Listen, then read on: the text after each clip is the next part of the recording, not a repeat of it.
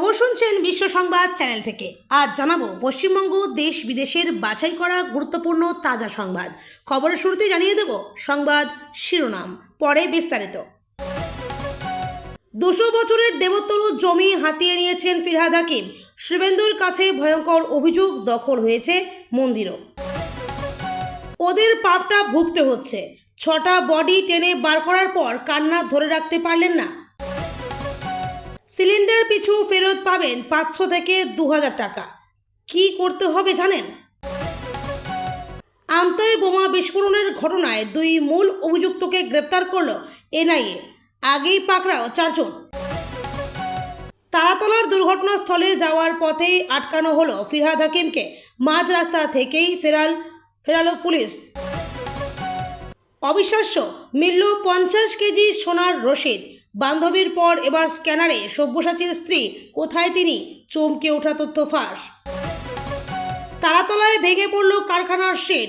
ধ্বংসস্তূপের নিচে আটকে 40 থেকে 45 জন। চলছে যুদ্ধকালীন উদ্ধার কাজ। সর্বনাশ, দেশের জন্য সীমান্তে ডিউটি করছিলেন, হঠাৎ প্রাণী চলে গেল বিএসএফ জওয়ানের। যা ঘটল শুনে শিউরে উঠবেন। তামান্না খুনে গ্রেপ্তার আরও 2। শুভেন্দুর হুঁশিয়ারির পরই তড়িঘড়ি অ্যাকশন। মুখ্যমন্ত্রীকে ধন্যবাদ জানালেন মা সাবিনা।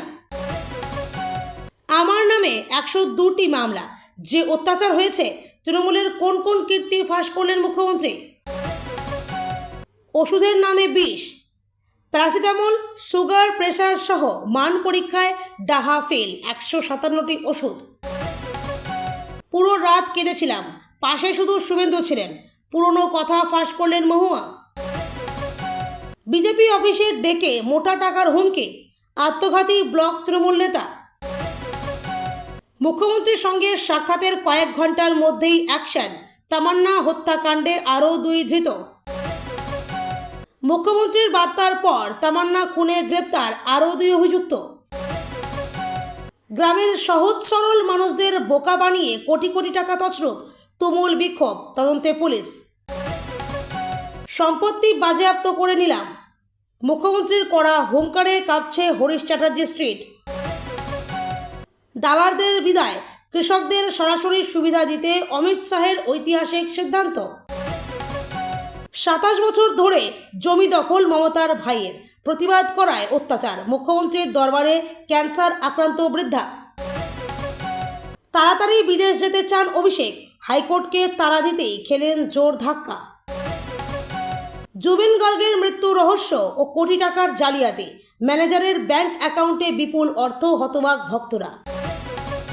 ভেতরে এখনও আটকে 12 থেকে 18 জন। তারাতলার দুর্ঘটনাস্থলে পৌঁছে দ্রুত উদ্ধারের নির্দেশ মুখ্যমন্ত্রী শুভেন্দুর। দুপুরের পর জেলায় জেলায় প্রবল বৃষ্টির কমলা সতর্কতা। বৃহস্পতিবার থেকে দমকা হাওয়া সহ প্রবল দুর্যোগ। মধ্যরাতে বিবাহিত প্রেমিকার বাড়িতে যুবকের হাতি কেটে নিল মহিলার দ্বিতীয় প্রেমিক। তারাতলায় ভেঙে পড়া নির্মীয়মান গোডাউনের ধ্বংসস্তূপ থেকে উদ্ধার 13, মৃত অন্তত 3। এতক্ষণ শুনছিলেন সংবাদ শিরোনাম। এখন আসছি বিস্তারিত খবরে। রাজ্যের জনগণের অভাব অভিযোগ শুনতে চালু করা হয়েছে জনতার দরবার। প্রতিটি কর্মসূচিতে মানুষের অভিযোগ মন দিয়ে শুনছেন মুখ্যমন্ত্রী শুভেন্দু অধিকারী। বুধবার সল্টলেক রাজ্য বিজেপি কার্যালয়ে জনতার দরবার বসেছিল। প্রতিবারের মতো আজও মানুষের কথা শুনলেন এবং প্রকৃত সমাধানের আশ্বাস দিলেন মুখ্যমন্ত্রী। এই কর্মসূচিতেই সামনে এলো এক বিরাট অভিযোগ। প্রাক্তন মুখ্যমন্ত্রী মমতা ব্যানার্জির গড় ভবানীপুরে এক মহিলার বাড়ি ও মন্দির কেড়ে নেওয়ার অভিযোগ উঠল কলকাতা পুরসভার প্রাক্তন মেয়র তথা কলকাতা বন্দরের তৃণমূল বিধায়ক ফিরহাদ হাকিমের বিরুদ্ধে। বুধবার জনতার দরবারে এসে অভিযোগ জানান আইনজীবী মোনালিসা দত্ত এবং আইনজীবী রূপা মাইতি। তিনি জানান, ভবানীপুরে 77 নম্বর ওয়ার্ডে আমাদের 22 কাঠা দেবোত্তর জমি রয়েছে, প্রায় 200 বছরের জমি। আমাদের জমি দখল করে নিয়েছে জমি মাফিয়ারা। তার অভিযোগ, আগের সরকারের কাছে বারবার অভিযোগ জানিয়েও কোনো লাভ হয়নি। আগের মুখ্যমন্ত্রী তো নিজে চিঠি নিতেন না, স্বরাষ্ট্র সচিব মুখ্য সচিবকে চিঠি দিয়ে কোনো লাভ হয়নি। পুলিশের কাছে অভিযোগ জানিয়েও কোনো লাভ হয়নি। আমার ওকালতির ডিগ্রির কাগজ দেখে তা নকল বলে দাগিয়ে দেওয়া হয়েছিল। মোনালিসার আরও অভিযোগ, তৃণমূল নেতা সাহেব আলম, নাটা পাপ্পু, একবালপুর থানার ওসি সাজিদ মল্লিক, ওয়াটগঞ্জ থানার ওসি আমানুল্লাহর সঙ্গে জড়িত। মোনালিসা জানিয়েছেন, ভবানীপুর বিধানসভা ৭৭ নম্বর ওয়ার্ডের ইকবালপুর থানার অন্তর্গত ৪১ নম্বর ডেন্ট মিশন রোড ও ৪৭ নম্বর রোড ডেন্ট মিশন রোডে প্রায় ২০০ বছরের মন্দিরের সঙ্গে বাড়ি ছিল। সব দখল করে নেওয়া হয়েছে। আমায় হোটেলে দিন কাটাতে হচ্ছে। আইনজীবী রূপা মাইতির অভিযোগ, এর সঙ্গে ফিরহাদ হাকিম জড়িত। আমাদের মন্দিরে পুজো করতে দেওয়া হতো না, বাজনা বাজাতে দেওয়া হতো না। ১৬ বছর ধরে পুজো, শেষ বছর থেকে পুলিশ নানা কারণে বাধা দিতে শুরু করে। ব্রেস ব্রিজের ডিপোর কাছে তারাতলার অভিশপ্ত গোডাউন। ৮০ নম্বর ওয়ার্ডের কাউন্সিলর আনোয়ার খানের এলাকায় ১.৫ বছর ধরে গোডাউনটি নির্মিত হচ্ছিল। অভিযোগ, নিম্নমানের সামগ্রী দিয়ে দুর্বল ভিতে তৈরি হচ্ছিল গোডাউনটি। লোহার বিমের কাঠামোর ওপর কংক্রিটের ঢালাই করতে গিয়েই বিপর্যয়। রাকেশ সিংয়ের কটাক্ষ, তৃণমূলের পাপটা আমাদের ভুগতে হচ্ছে। রাকেশ সিং বলেন, আমি তো নিজের হাতে ৬ জনের দেহ বার করেছি। ওর কি ব্যবসা জানি না, ওর নাম প্রথম শুনলাম। যে নামের সামগ্রী ব্যবহার করা হয়েছে তা দেখলেই বুঝতে পারবেন আসলে তৃণমূলের পাপটা আমাদের ভুগতে হচ্ছে। আমরা ৪ ঘন্টা আগে থেকেই কাজ শুরু করে দিয়েছি, তখন পুলিশও পৌঁছায়নি। যার আওয়াজ শুনছি তাকে টেনে বার করছি, ঢালাই হাত দিয়ে টানলেই বেরিয়ে যাচ্ছে। এই জমিটি পোর্ট ট্রাস্টের ছিল। শম্ভুনাথ বেহরা মেসার্স বেহারা ব্রাদার্সের তরফে জমি লিজ নেয় ৩০ বছরের জন্য। ৬,৬৯৮ বর্গমিটার এলাকা বন্দর কর্তৃপক্ষের তরফে নেওয়া হয় লিজ। ওই জমিতে গুদাম, কোল্ড স্টোরেজ বানানোর পরিকল্পনা ছিল। জানা যাচ্ছে ২০২৪ সালে ১ আগস্ট বন্দর কর্তৃপক্ষের সঙ্গে মেসার্স বেহরা ব্রাদার্সের চুক্তি হয়। এরপর অয়ন ট্রেডার্সকে দেওয়া হয় নির্মাণের দায়িত্ব।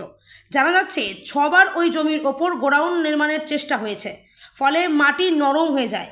ভিত মজবুত না হওয়াতেই ভেঙে পড়ে গোডাউন। পাশাপাশি নির্মাণ সামগ্রীর মান নিয়েও প্রশ্ন উঠেছে। এদিন দুর্ঘটনার পর কাউন্সিলর আনোয়ার পৌঁছলেই তাকে ঘাড় ধাক্কা দিয়ে বার করে দেওয়া হয়। এদিকে অয়ন ট্রেডার্স নামক সংস্থার কারোর সঙ্গেই ফোনে যোগাযোগ করা যাচ্ছে না। ঘটনাস্থলে রয়েছেন মন্ত্রী ইন্দ্রনীল খা, অগ্নিমিত্রা পাল, শারদত্ত মুখোপাধ্যায়। নবান্নে খোলা হয়েছে কন্ট্রোল রুম। এলপিজি গ্রাহকদের জন্য বড় খবর, কেন্দ্রীয় সরকার এবার দিচ্ছে টাকা রিফান্ড। এলপিজি সিলিন্ডার স্যারেন্ডার অর্থাৎ এলপিজি সিলিন্ডার কানেকশন ছেড়ে দেওয়ার ক্ষেত্রে এই টাকা ফেরত পাওয়া যাবে। কি বলছে সরকার জানুন গোটা প্রক্রিয়া। LPG cylinder security deposit. ভারতে অধিকাংশ মানুষই এলপিজি কানেকশন ব্যবহার করেন।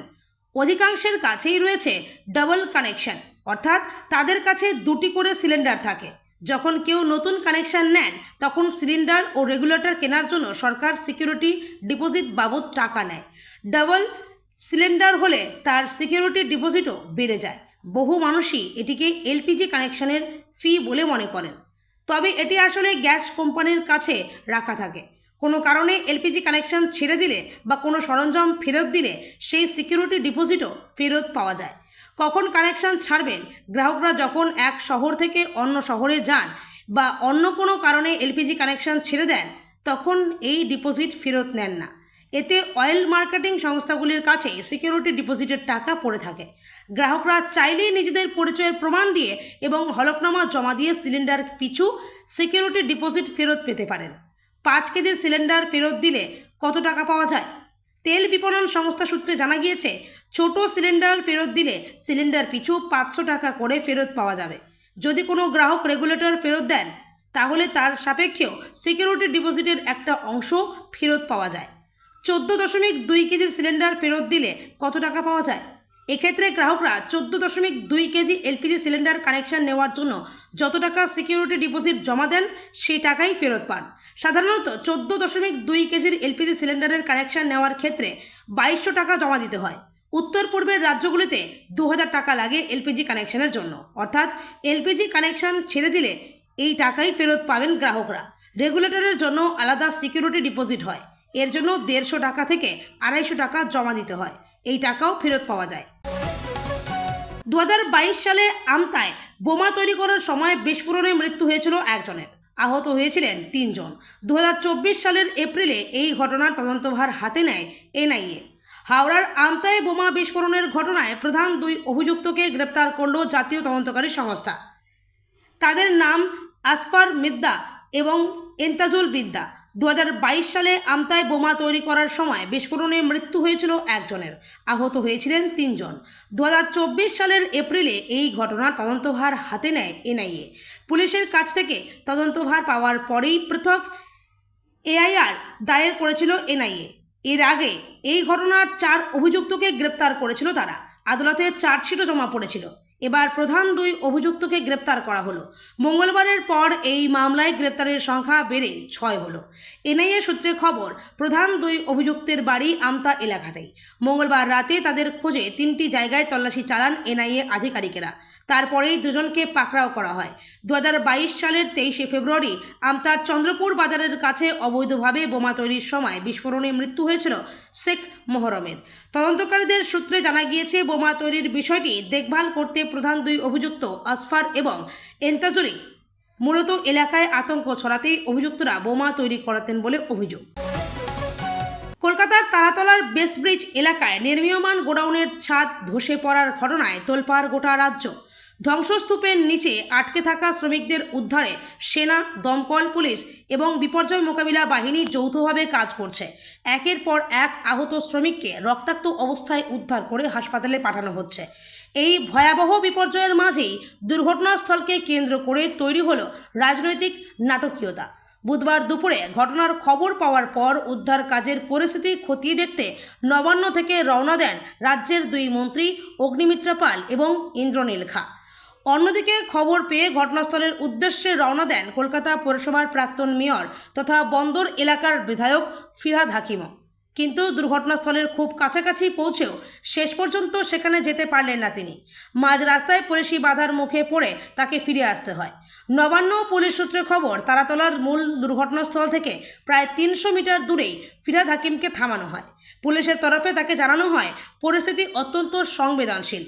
ঘটনাস্থলে গেলে তার নিরাপত্তা এবং সম্মানহানির আশঙ্কা তৈরি হতে পারে, তাই আপাতত সেখানে না যাওয়ার অনুরোধ করা হয় তাকে। রাজনৈতিক মহলের একাংশের মতে, রাজ্যে রাজনৈতিক পালাবদলের পর তৃণমূলের বহু নেতানেত্রীর অবস্থান কঠিন হয়ে উঠেছে। একদিকে দুর্নীতি ও অনিয়মের অভিযোগে একাধিক প্রাক্তন নেতাকর্মীর বিরুদ্ধে তদন্ত চলছে, অন্যদিকে বিভিন্ন এলাকায় সাধারণ মানুষের ক্ষোভও প্রকাশ্যে আসছে। সেই প্রেক্ষাপটে তারাতলার মতো দুর্ঘটনাস্থলে ফিরহাদ হাকিমের উপস্থিতি পরিস্থিতিকে আরও উত্তপ্ত করতে পারত বলেই মনে করা হচ্ছে। তারাতলার এই গোডাউন ধ্বংসের পর থেকেই নির্মাণের মান, কাঠামোগত দুর্বলতা এবং পুরসভার নজরদারি নিয়ে প্রশ্ন উঠতে শুরু করেছে। স্থানীয়দের একাংশের অভিযোগ, নির্মাণ কাজে গাফিলতি ছিল, সেই কারণে দায় নিয়ে আঙুল উঠছে বিগত পুর প্রশাসনের দিকেও। এই পরিস্থিতিকে প্রাক্তন মেয়র ঘটনাস্থলে গেলে জনরোষের মুখে পড়তে পারতেন বলে আশঙ্কা ছিল। সেই সম্ভাবনা মাথায় রেখেই পুলিশ তাকে এগোতে দেয়নি বলে মনে করছে রাজনৈতিক ওয়াকিবহাল মহল। বিধাননগরে তোলাবাজি মামলায় ইতিমধ্যেই গ্রেপ্তার করা হয়েছে রাজারহাট নিউটাউনের বিধায়ক এবং তৃণমূল নেতা সব্যসাচী দত্তকে। তাকে হেফাজতে নেওয়া হয়েছে।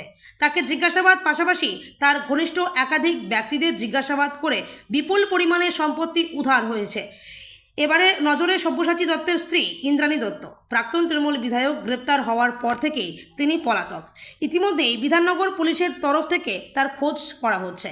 জানা গিয়েছে, একটি বিলাসবহুল গাড়িতে করে তিনি অন্যত্র পালিয়ে গিয়েছেন। ইতিমধ্যেই তাকে নোটিশ পাঠানো হয়েছে। পুলিশ সূত্রে খবর, এক ব্যবসায়ীর অভিযোগের ভিত্তিতে গ্রেপ্তার করা হয়েছিল সব্যসাচীকে।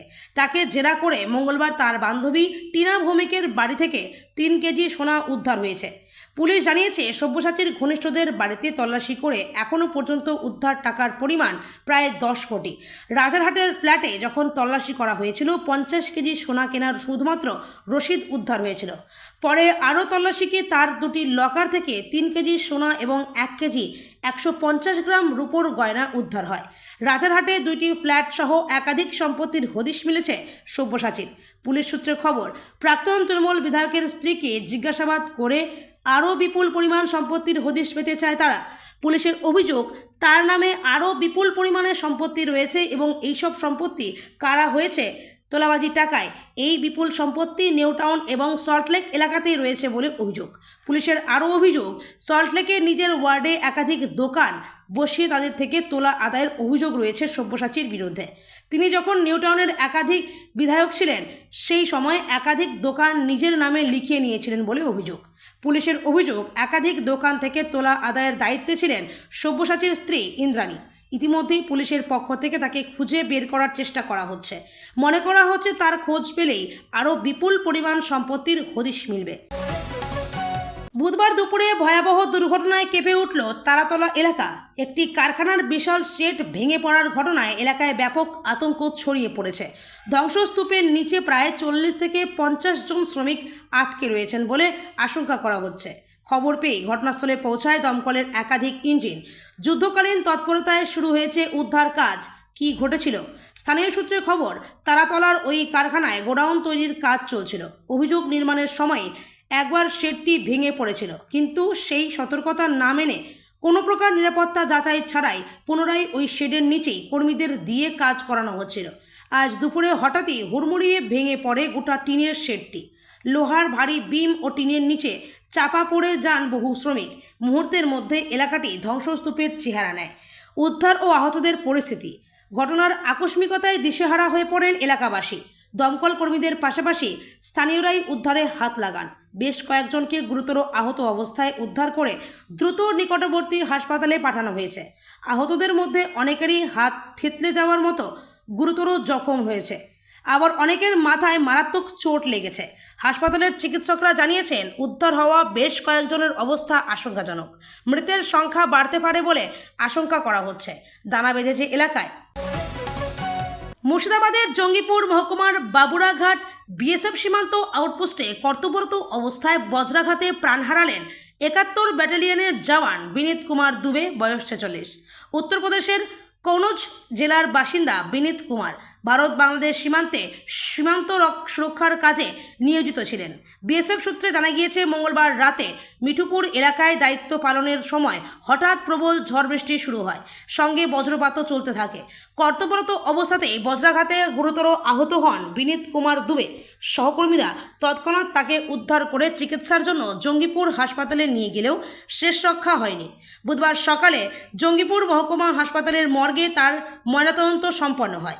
বিএসএফের এক আধিকারিক জানিয়েছে, প্রতিকূল আবহাওয়ার মধ্যেও দায়িত্ব পালন করতে গিয়ে এই দুর্ঘটনা ঘটেছে। ময়নাতদন্তের পর জওয়ানদের মৃতদেহ পূর্ণ রাষ্ট্রীয় মর্যাদায় তার বাড়ি কনৌজ জেলায় পাঠানোর ব্যবস্থা করা হয়। বিএসএফের পক্ষ থেকে পরিবারের প্রতি সমবেদনা জানানো হয়েছে এবং প্রয়োজনীয় সহায়তার আশ্বাস দেওয়া হয়েছে। ভারত বাংলাদেশ সীমান্তে দেশের সুরক্ষায় নিযুক্ত এক জওয়ানের অকাল মৃত্যুতে বিএসএফের জওয়ানদের মধ্যে গভীর শোকের ছায়া নেমে এসছে। এই ঘটনার পর স্থানীয় প্রশাসন ও বিএসএফের তরফে সতর্কতামূলক একাধিক ব্যবস্থা নেওয়া হচ্ছে বলে জানা গিয়েছে। ঝড়, বৃষ্টি এবং বজ্রপাতের সময় সাধারণ গ্রামবাসী এবং বিএসএফ জওয়ানদের সেই সময় নিরাপদ আশ্রয়ে থাকার জন্য অনুরোধ করা হয়েছে। প্রসঙ্গত, মঙ্গলবার সন্ধে নাগাদ প্রায় শিবপুর গঙ্গাঘাট সংলগ্ন এলাকায় নৌকায় বাজ পড়ে মৃত্যু হয়েছে 4 জনের। এই ঘটনায় আহত হয়েছেন কমপক্ষে আরও 15 জন। বাজ পড়ার এই ঘটনায় আহত প্রায় 15 জন এখনও মুর্শিদাবাদের বিভিন্ন হাসপাতালে ভর্তি রয়েছেন। তামান্না খুনে গ্রেপ্তার আরও 2। ধৃতেরা হলো সাবির শেখ ও জিয়ারুল শেখ। গতকাল মঙ্গলবার রাতে নদিয়ার কালীগঞ্জ থানার পুলিশ তাদের গ্রেপ্তার করে। আজ বুধবার তাদের কৃষ্ণনগর জেলা আদালতে পাঠানো হয়েছে। উল্লেখ্য, মঙ্গলবার মুখ্যমন্ত্রীর সঙ্গে দেখা করেন তামান্নার মা। এরপরেই পুলিশের তৎপরতা। মুখ্যমন্ত্রীর হুঁশিয়ারির পরেই তড়িঘড়ি অ্যাকশন। গ্রেপ্তার করা হলো ওই 2 অভিযুক্তকে। মোট 24 জনের বিরুদ্ধে অভিযোগ দায়ের করা হয়েছিল। আগে 11 জন গ্রেপ্তার হতেও 13 জন অধরা ছিল। এদিন ফের 2 জনকে গ্রেপ্তার করা হলো তামান্না খাতুন খুনের ঘটনায়। মঙ্গলবার মুখ্যমন্ত্রীর সঙ্গে দেখা করার পর তামান্নার মা জানিয়েছিলেন, মুখ্যমন্ত্রী শুভেন্দু অধিকারীর উপর ভরসা আছে, এবার বিচার পাবো। শুধু তামান্নার মাই নন, আনিস খানের বাবাও মুখ্যমন্ত্রীর সঙ্গে দেখা করার পর নতুন করে বাঁচার স্বপ্ন দেখছেন। মঙ্গলবার বিকেলে বিধানসভাতে মুখ্যমন্ত্রীর সঙ্গে দেখা করতে আসেন তামান্নার মা। আনিসের বাবা সহ তৃণমূল সরকারের আমলে ঘটে যাওয়া মর্মান্তিক পরিণতির জন্য স্বজনহারা বেশ কয়েকটি পরিবার। মূলত বিচারের দাবি নিয়েই এদিন মুখ্যমন্ত্রীর সঙ্গে দীর্ঘক্ষণ কথা বলেন স্বজনহারা পরিবারগুলি। মুখ্যমন্ত্রীর সঙ্গে কথা বলে আশ্বস্ত প্রত্যেকেই। বললেন, বিগত সরকার বিচার দেওয়ার জন্য কিছুই করেনি, আসল অভিযুক্তরা বুক ফুলিয়ে ঘুরে বেড়াচ্ছে। তবে মুখ্যমন্ত্রী শুভেন্দু অধিকারী যেভাবে আমাদের বিচার হবেই বলে আশ্বাস দিলেন, তাতে মুখ্যমন্ত্রীর ওপর আমাদের পূর্ণ আস্থা, ভরসা আছে। মঙ্গলবার রাজ্যপালের ভাষণের জবাবে ভাষণ দিতে গিয়ে তৃণমূলকে এক হাত নিলেন মুখ্যমন্ত্রী শুভেন্দু অধিকারী। গত 15 বছরে তৎকালীন তৃণমূল সরকারের দুর্নীতি, ক্রাইম, তার বিরুদ্ধে হওয়া অত্যাচার সমস্ত কিছু খোলসা করলেন তিনি।